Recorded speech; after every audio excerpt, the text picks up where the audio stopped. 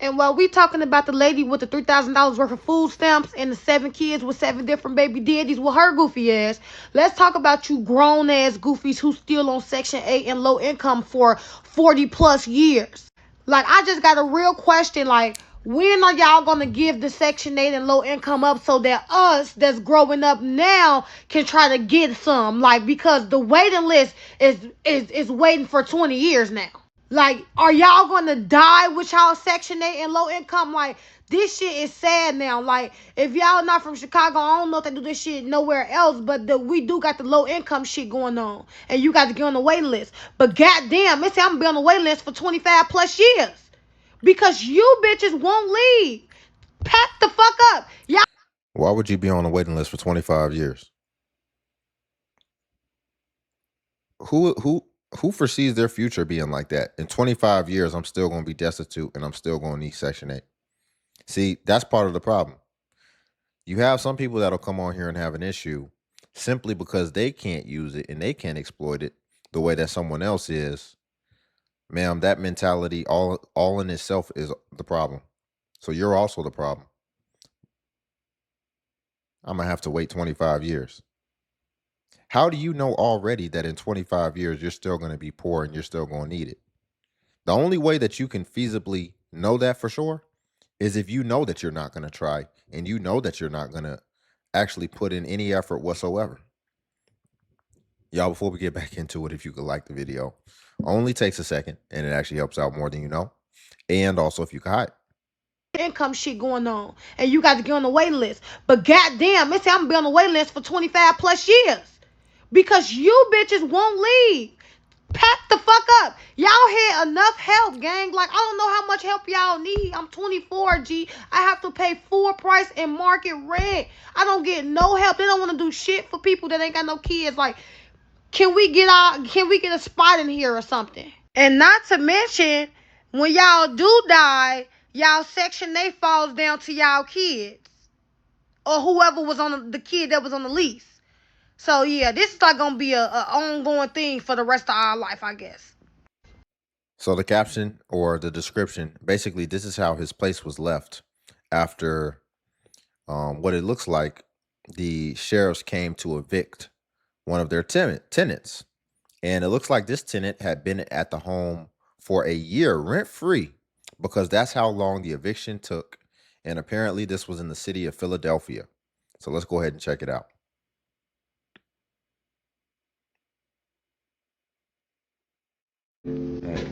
Most of it went down. You might need a plunger. Look at that. Look like they broke the ceiling fan too. Yeah, it's hanging. The middle room next to the bathroom. It's hanging. Look like they tried to rip it down, but they couldn't. Wow. Wow. Look at all these bugs. Flies everywhere. And this is the front room. Last room upstairs. Not broken. Just Yeah, big dog. Just go ahead and hire somebody. Just go ahead and hire somebody because I've seen some of these evictions where they leave the house pretty bad. And it's like, well, landlords are going to get a little part-time job when they get off their regular job if they got one. This, nah, man, you need a professional to come do this. It's looking like you're going to have to, you got a bug infestation. I mean, this is just horrible. So imagine somebody hasn't paid you your rent in over a year. And so you haven't been getting any income coming in for this property. And then when you get there, now you have all this work to do as well.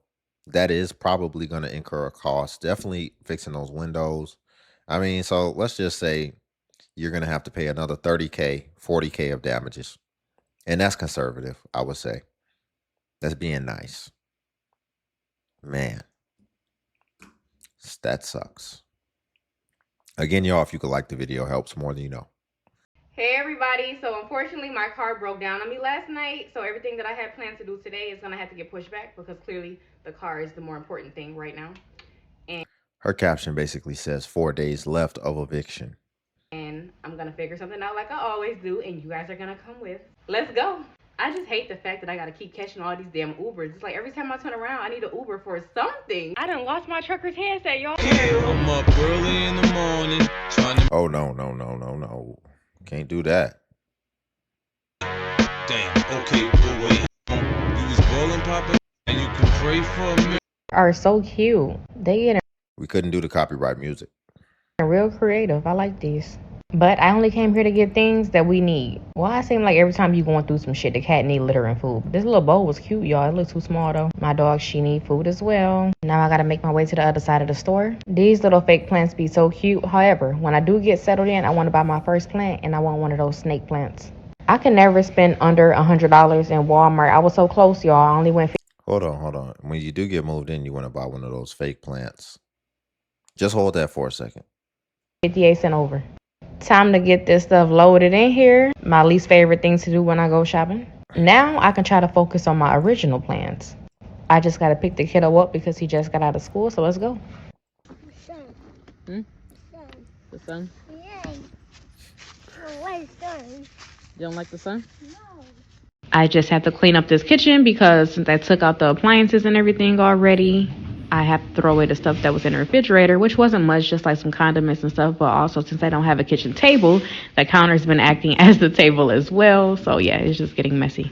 I swear, kids' toys just be getting everywhere because why was the toys under the appliances as well? Like, but anyways, y'all, the camper is about to get moved out of here, so I'm trying to hurry up. This is how it was looking earlier, but my friend came and got it, and now it's gone. Bye. Hey, everybody. So, unfortunately, Well, hey, she's getting evicted. To me, eviction means that you haven't been paying your bills and you owe somebody. So it's like you're already like looking at, oh yeah, I can't wait to furnish this new place and I'm gonna buy all this stuff that I don't need, these succulents. It's like, didn't you just get evicted? So like, did you get evicted out of necessity or was it egregious and malicious? Choir minds want to know. Yeah, I don't know who y'all need to tell, but I've been on the Section 8 waiting list since I was 18 in McDonough. Can y'all please tell y'all family that's been on Section 8 for 40, 50 years? Can y'all please tell them to get the fuck off so we can get us an apartment or something? Can some new generation get some new something? Y'all can't just hold. We can't just wait till y'all die. Like, this shit is getting annoying. If y'all been paying $23 in rent for 40 years, can we get a chance? We tired of paying $1,300, $1,400 in rent. Can we get a chance? Can y'all please get off Section 8? Can somebody just get off Section 8? Yeah, I don't. She don't even understand how the cycle starts and how she's trying to be a part of it. Ma'am, you're just going to be a part of the problem too. Human nature is once you get something that you get used to and you get comfortable to it and you get adjusted to it ultimately, i.e. you get adjusted to only paying $23 in rent, you'll never look at rent the same, which is why most people wouldn't want to get off of it. And which is why if you get on it, you're going to be one of those people who doesn't want to let it go either. You're going to get comfortable. It's just human nature. It's just what we do. And so I wouldn't even recommend going down that path if you don't have to. But what we see is a lot of people are sitting here waiting for these things. And while they're waiting, they're not really trying to improve their life or actually trying to see if they can actually win at life. And so it sounds like you're going to be on a bad track going nowhere. And you're going to be one of the contributors to the problem as well. And be one of the people where the next generation is complaining about you. Just try. And at the same time, while you're trying, please don't have any kids and put self-inflicted wounds on yourself that ultimately you're not going to have to be responsible for.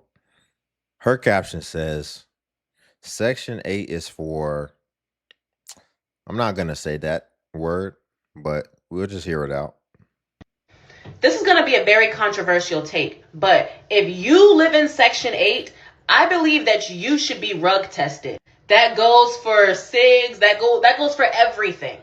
I don't think that you should be able to have recreational habits if we're paying for your housing. And I guarantee you, any of those rugs that you're doing, they're not helping you at all. Oh, okay. There should be time limits on Section 8. There's no reason why your mama had it, now you have it, and y'all just keep on passing down that voucher. I say it should be as low as possible in the first year. Every year after that, it keeps going up until it hits a cap of what everyone else in that area is paying for housing. A lot of y'all be getting comfortable on Section 8 and no one else who actually needs it can get it. When I was 18 and moved out my parents' house, I was paying $1,600 for rent while in school. Had to drop out of school, couldn't afford it. At no point in my life, I'm born in 2000, but at no point in my life have I ever paid less than $1,600 to rent a place. Also, if you live on Section 8, you should be required from the government to do community service at least twice a month. Now, that could be working at a soup kitchen or cleaning up trash on the highways or whatever, because a lot of times these Section 8 areas are really dirty. And yes, I do feel jaded because a lot of us have to actually work hard while y'all just sit back and relax and reap all the benefits. Nowhere in the country can you actually move into affordable housing. You know why? The wait list is too long. And some people can't even get on the wait list at all. You know, as far as community service, because people don't want to do community service for real, because that's already something, a stipulation that a lot of people have to do or work. You know, ultimately, they got to do something for 80 hours of their month. But it would be an interesting idea if they had like a taxpayer raffle. And here's what I mean. Imagine if every taxpayer is like, yeah, put your name on this and we'll draw in a raffle. And if we draw your name, then somebody on government assistance has to come work for you for their community service hours. Wouldn't that be nice? That'd be a nice little thing. And taxpayers wouldn't feel any bad anymore. And we'd be like, okay, well, it's kind of nice. And it could be anything. They could come be your maid. If you're a busy professional, they can come be your personal assistant. And they can put in their little 20 hours. What's that? 4 hours a week, Monday through Friday? Or if they want to come knock it out all at once, you just have something for them. And then now the taxpayers are incentivized as well. I think that's a great way to bridge the gap. They should have a raffle where you get to pull somebody who's on assistance and then they got to come do their community service working for you. I would love that. It's community service either way. Her caption says, if I don't get Section 8, no one does. Huh. Okay. I personally don't agree with a lot of things you're saying, but this one specific thing makes sense to me. To all the people that's on Section 8, he is giving y'all 2 years to get on your feet. He said stop being dependent. Okay, well, let me actually, it looks like what we're reviewing, she may be doing a compilation. So what we're reviewing, the caption actually says, no more depending on Section 8 to pay your bills. And that's what this young lady's talking about.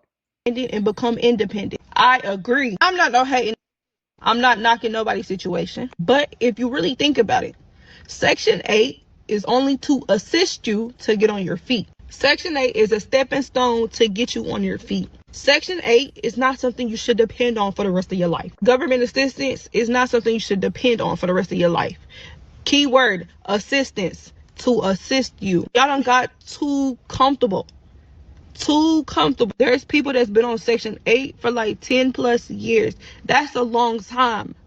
Within that amount of time, you should have a lot of money saved up in your bank account, in your savings account. Y'all too busy buying the newest shoes, buying the hottest cars, trying to keep up with the trend, buying designer purses, buying designer clothes, but you're in public housing. If you can buy designers, you can pay your house rent without assistance. Let that sink in. If you can buy designers, you can pay your house rent without assistance. I mean, I get it. There's a lot of single mothers out here also that need those type of assistance. But if you're just comfortably living off Section 8 and don't care, that's crazy to me. That's the reason why nobody else can get in, because y'all be on Section 8 for years. Y'all not thinking outside the box. Y'all being so dependent. Stop. She said if you just comfortably living off of it, then that's a problem. I can't imagine just having my whole life paid for. I know I would get comfortable. So I already know that wouldn't be good for me. I feel like work is very important. One way or the other. You need something that you have to get out of bed for, you got to show up for, and you got to be responsible for that.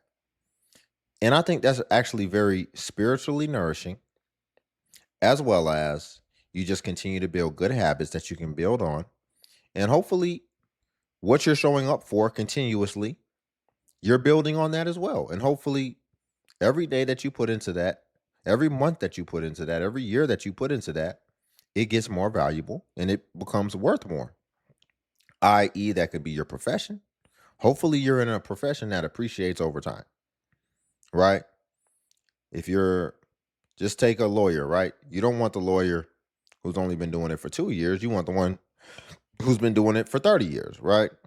Those are the ones that get paid the most. Hopefully, you're in a profession where the longer you're in it, the more you get paid. Or maybe you're building a business, whatever that could look like. And every day you show up, you're actually adding something to the business. It could be a system, it could be a new client, whatever. And now your business is getting more valuable, which is ultimately translating to generating more revenue over time. And then hopefully, even you're taking that revenue and a percentage of that, your investments are getting bigger over time and you're contributing to that, right? That's a very good momentum cycle to be in. You want to be in a momentum cycle. You want to always be having momentum and always be building up to something and always be progressing ultimately. If you feel like you're stuck and you just feel like, you don't know what you're doing and you're a feather in the wind and you can't get your mood in order or whatever the case, like when's the last time you really made progress and sustained that and continued to add on top of that? Ask yourself that because that may be the solution. We are human beings are goal driven creatures. So you have to be making progress towards something if you really just want to feel good, in my opinion. Stop being so dependent and let's become independent. And this woman is exactly right. People get on Section 8 and they are on there for generations and generations and generations. It's ridiculous. That is not what the program should do. And all of these multi-generational families are stopping people who need help from receiving it because they're using up all of the resources. Temporary assistance needs to be temporary again because we have too many people turning this into a lifestyle. I just saw a post of this woman doing her son the greatest disservice of his entire life. You guys see this? And shameful what this country has come to. This kid wants to get a job, and his mother, who's just laying around in pajamas in the middle of the fucking day, she tells him that he can't. No. And if you want to know why, it's because she says that she'll get kicked off of her Section 8. Sitting here telling this kid that's what the government is here for, to take care of us. You don't need a job. Believe this? And the kid's just trying to explain to his mother that he's watching his friends work hard, live better, go out and get nice places to live, building something. And he wants a future for himself, a house, a life, something real. But his own mother shuts him down. This is what generational dependence looks like. And the kid's like, Mom, how can I be successful if you want me to be just like you are? And she says, if you get a job, they'll take away my Section 8, my link card. Then what am I supposed to do? Like somehow it's his problem. You get that? Her fear of losing the handout is bigger than her belief in his potential. That's sad. And that's not just a one-off. There's a whole generation being raised like this, where hard work is punished, where ambition is treated like betrayal, where wanting more means that you're selfish. That's what generational poverty really looks like. Not just a lack of money, a lack of vision, a lack of leadership in the home. People love to talk about oppression, right? Well, here it is. A teenage boy begging to become a man and being told no, because his success would make other people straighten the up. And this isn't about demonizing his mother. This is what happens when the government pays you to be a victim, when they reward helplessness and they punish initiative. They want you weak. They want you compliant. They want generations of men to believe the safest path is dependence. That's the curse. So if you've ever been told to take it easy to avoid making other people look bad, you know exactly what this kid is going through right now. Unreal that these are the types of that are raising our next generation. No, yeah. And she should be demonized because that's horrible. And she has not met the requirements for her job description. Because when you become a parent and you decide to have a kid, your job is to prepare that kid for life, ultimately. Because, listen, you're going to raise them, which we see a lot of parents just survive with them. They don't really raise them, but you're going to survive with them, raise them, whatever, till they get to a certain age. But then for the rest of their life, they're going to have to take care of themselves. Do we really not think about that? Like, you're only responsible for them for what, 20 years max? They still have to carry this out for the next 65 years on their own. Did you prepare them for that? Yes or no? Okay, you didn't do your job. It's just that simple. And then what you see here is that a lot of times, a lot of parents really just traumatize their kids and have them less prepared for the world because now they have this trauma internally that they actually have to address before they can even start getting productive. And as you can see with her, she's still holding him back in his golden years, her child, to be able to come out here and actually start building some character. This is when he's the most impressionable to life, right? When he can be continuing the habits that he was able to build by being in school, so he doesn't lose that and he can stay regimented. And now you're trying to get a grown man comfortable and lazy and ultimately to be a bum. And then, funny enough, when he ultimately ends up a bum, and once you're done with him and you say, "Oh no, you 30 now you got to leave," you're not going to take any responsibility for it. You're not going to feel culpable for it. You're going to say that was your decision. You didn't you you didn't figure it out. Be a man. But here we have it. When he was trying to do that and when he was trying to get on that path, you were actually his biggest deterrent and his biggest obstacle towards that. And I think that's incredible, but they'll never take accountability for it after the fact, right? And this is why you see a lot of the newer generation, they actually a lot of times have bad relationships with their parents today because I mean, you can see it. If you have a parent like that with that type of philosophy and trying to hold you back like that, then you can't even really knock it, to be honest. And apparently there's a lot of parents like that out here. And we review it all the time. Let's be honest. The caption on this says, "Update on my eviction. Case dismissed." Update! So, I filed the appeal. I had got another court date. I had went to court because, my first court date, the judge was like, possession, but that was just small claims court. I can tell he was really just trying to move on to the next person. I filed my appeal, got the court date, went to court today, and them motherfuckers didn't even show up. The judge asked me, "Do you want to dismiss?" I'm like, yes. I'm like, he's like, "Okay, case dismissed." I'm like, "So what do I do?" I'm like, do I give you guys the money now, the back rent? Because I have it. He was like, "I would take it and scram."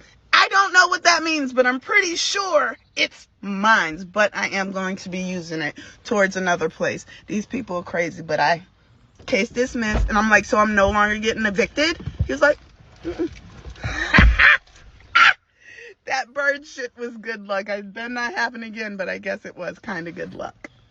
Y'all can't see this. Fucking up there. Talking about taking a scram.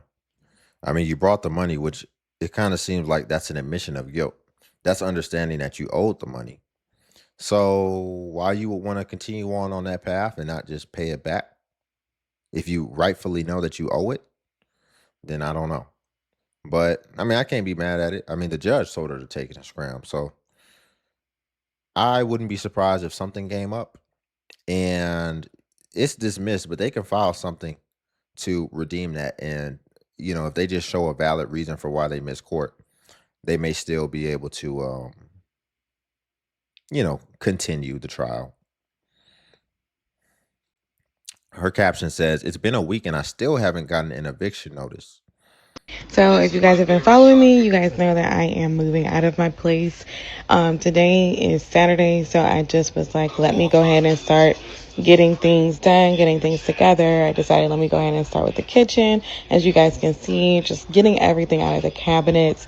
It is going to take a little bit of time, and no, I still have not been served an eviction notice. However, we again are just being proactive. I want to move out anyway. Like, my lease is already about to be up in August, so it's kind of like, yeah, it's time to go. It's time to transition out. Now, as opposed to just sitting on my hands and feet and just letting anything happen, I'm going to go ahead and start looking for apartments, and I hope you guys come along with me for the journey. So I am moving, as you guys know. So I decided to get myself a little treat while I get me some black trash bags, because I need black trash bags, and I also need pimple patches. Like,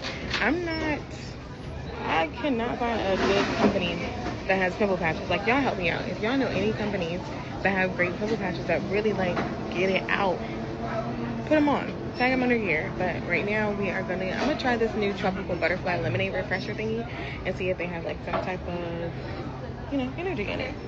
So if you guys have been... She got money for pimple patches and truffle butterfly gourmet drinks or whatever, probably Starbucks drink. But look, what do you think she's trying to do? She said, it's been a week and I still haven't gotten eviction notice. She said her eviction is up. By the way, this was posted a day ago. She said her eviction is up in August, which you still have quite a bit of time before that it comes around, or her lease ends in August. And she's trying to move out sooner than that and before that. She hasn't even got the eviction notice and she's trying to move out now. What does that tell you? Well, to me, what that indicates is that what she's trying to do is she's ultimately trying to move out before the eviction goes on her record and secure another location, allegedly. And then what she would do is, because remember, she would still be owing, or she's still committed to this until August. It's May now. It's mid-May. You still got a whole June, a whole July. It looks like she's trying to move out in May to get ahead of the eviction going on her record so she can secure another location. And then for the rest of the months, she's just going to break her lease and basically just not pay for those. And if she's getting the eviction notice now, what that tells us is, or if she's waiting on it, that tells us she's already possibly delinquent some months. So she's basically going to save her money, secure another location. And then she doesn't care when the eviction notice or whatever comes in, or maybe because she moves out before, she won't have to worry about the eviction going on her record. And all she'll have to worry about is potentially being, sued for the money back or whatever. But that seems like what this is, allegedly. And it's kind of crazy. Especially the fact that people will come online. And I always find it amazing. Like, people are just coming online saying that they're getting evicted and they're owing people and they're actually trying to maneuver it by getting out of it without paying it. Like, I guess reputations just don't matter today anymore, right? Her caption says, "What happened with your Section 8 when they found out you was making tax money? The consequences, LOL." And then her description says, "Let me start with why the person reported me to." So it looks like somebody that she might have known or whatever reported her to the government assistant office, and they caught her. I'm guessing she didn't report certain income she was bringing in. So someone sent me a message and asked me what happened with my Section 8 case. I got the letter saying come in, they wanted to review my case. So when I got there, they were actually telling me, asking me questions like, do you have any income? I had already told them that I didn't have any income, or I had very little income. And it was like, well, who is this right here? My name is on the bottom of the paper because when you do taxes, you got to have something called a PTIN number. So my PTIN number and name was on the bottom of the paperwork. So then they went to asking me about another person.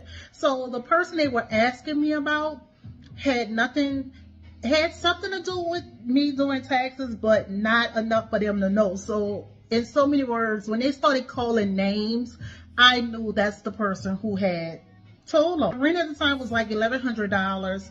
I believe I was paying like $5 of it out of pocket. Section 8 was paying $600. So now I'm like, in my mind, if I was struggling to pay $500, now I'm about to struggle to pay $1,100, right? Because I was doing taxes, but at the time of 30 days, in 30 days I got a letter, they decided to terminate my housing and things like that. They did not, I think they told me in that letter that I could never apply for Section 8 again. But say this, the person who ratted on me, right? I know for a fact that they was doing it to be malicious, but in all honesty, I can now look back and say thank you for doing it. So someone sent me a message and asked. Exactly. Notice. See, you take that safety blanket away, people will magically and, just instantly start figuring it out. Ain't that incredible? See, in hindsight, she's like, thank you. I didn't have that option anymore. I couldn't be comfortable and I had to make something happen. It looks like she made something happen. I think most people, if you pull that rug from under them, they will start to make a way for themselves. But when you have this available, because look, she was even like, they said I could never be on the program again. Why would you get off the program, but still have in your mind, like, I can still always go back to it if I need it? That sounds horrible. I would never want to do that. And I'm glad that I've lived most of my life and I never even thought that this was an option. because I figured out a way, didn't I? And I think a lot more people would be better off if they took that approach. Her caption says, "You ever thought about a Section 8 tenant?" And her description says, replying to them, and it says, "Heck no." Fear that my people might not like what I have to say when it comes to renting to Section 8 tenants. But before I say what I want to say, let me tell you a quick story. So I told y'all that this house is in Minnesota. I only owned one other property. And when I was on my way out of the state to leave that house, I was in a bind. I really needed somebody to rent it. So I turned to Section 8 because I know that they are really good about making sure that you get your money in full and on time. So I got a Section 8 tenant in there. She had 4 kids, I think, 4 or 5 kids. And of course, you can't discriminate against somebody based on whether they have kids or not. Why you But can't? she and her children, within a matter of 3 days, there was writing all over my wall in crayon. They had pulled up the plank, like the plank, wood plank. They pulled that up. I said, no pets. She had a dog in there. And then I found out later on that the reason why she was displaced, her kids burned down the last house that they came from, which was a Section 8 house. I said, oh no, absolutely not. Her caption said they were playing with lighters. How do kids get their hands on lighters? Lighters aren't even really something that, if you haven't been taught how to light it, that I don't think a kid would even know how to light it for real. Maybe if they see it on TV or something. But how do they get lighters and all this type of stuff? A lot of these people be, doing recreational things, right? Which is funny because they're on government assistance. I think that's amazing. But that you have money for vices. But yeah, so they done got their hands on a lighter and burnt the house down. But it just so happened when I signed on with the property management company that I had representing me shortly after that, they didn't do Section 8 either because I guess maybe they had bad experiences and they were like, look, I'm not putting up with this. It's not worth it. So I don't know. This is not to say, of course, everybody's situation is different. But for that to be my first experience with Section 8, no thanks. She said at the beginning, that was the end of the clip. She was like, oh, well, you can't discriminate on Section 8. That's your house. That's your private house. Call it what you want. I mean, who's going to know you discriminate? You can rent your house to whoever you want to rent your house to. What are you talking about? I guess what she's saying is, once you go through the program of Section 8, do they basically say just you take whoever we give you? Like you can't cherry pick through and decide who you want to actually be your tenant? Like just the next person on the list, if they decide they want your house, then you have to just fork it over to them? Because that wouldn't work for me. I would definitely have to do my due diligence and I would have to filter and vet effectively. But y'all, we'll leave it there for today. If you could like the video, I greatly appreciate it. Only takes a second and it actually helps out more than you know. And also, if you could hype the video, hype is a new feature that YouTube offers where it helps smaller content creators like myself. And basically, when you hype, it actually pushes us to the extent that it pushes the larger content creators. So you just press the hype button and it shows the points. And since I am a smaller creator, a smaller channel, we actually get more points per hype. And hype was designed for smaller channels. So that's why. But if you go to a video and you don't see the hype button, it's probably been 7 days. And hype usually goes away after 7 days. So it's usually best practice if you want to hype to just go ahead and hype while the iron is hot. And then also if you want to join the channel membership, YouTube has a join option where you can join the channel as a member of the DXU family.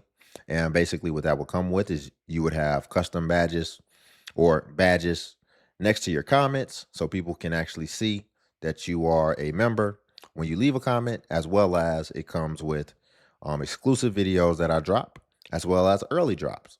So if that is a viable option, definitely feel free to hit that join button. But until then, I'll catch you all in the next video.